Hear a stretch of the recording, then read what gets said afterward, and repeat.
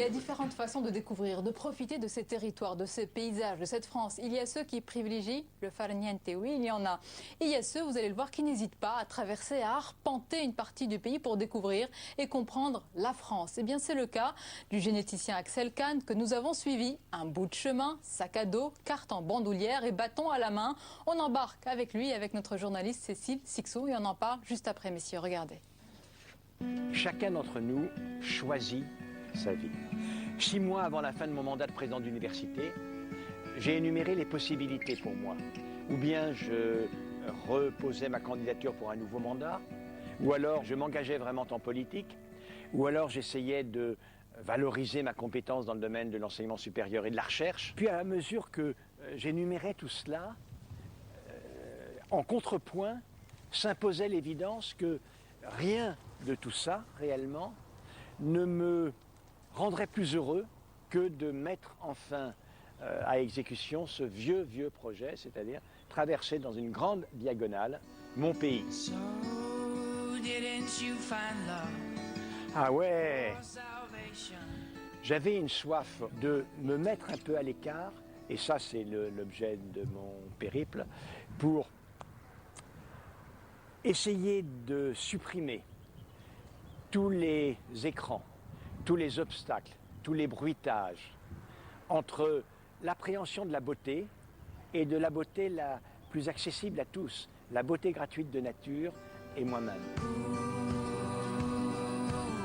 Il y a des Français que vous rencontrez, ils sont porteurs d'optimisme, ils vous laissent croire en demain. Dans l'immense majorité, non.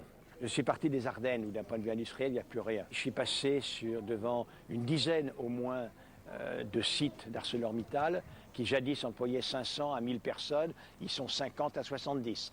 J'ai traversé une France incroyablement sinistrée, incroyablement sinistrée. Nos gouvernants, dans les décennies qui viennent de s'écouler, ont laissé aller, sans réagir, la désindustrialisation du pays de manière absolument coupable. Ce sont des pommes. Les beaux pommiers. L'agriculture française est prospère.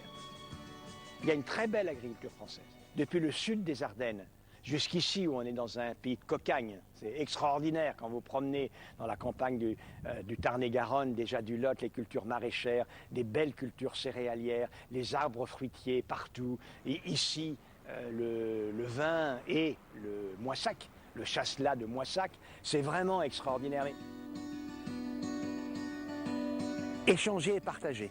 Les deux aspects sont les deux jambes sur lesquelles je marche. Je pourrais marcher sur une seule jambe, mais je n'aurais pas fait 2000 km, vous voyez bien. La marche crée un état de réceptivité qu'aucune autre activité humaine ne crée.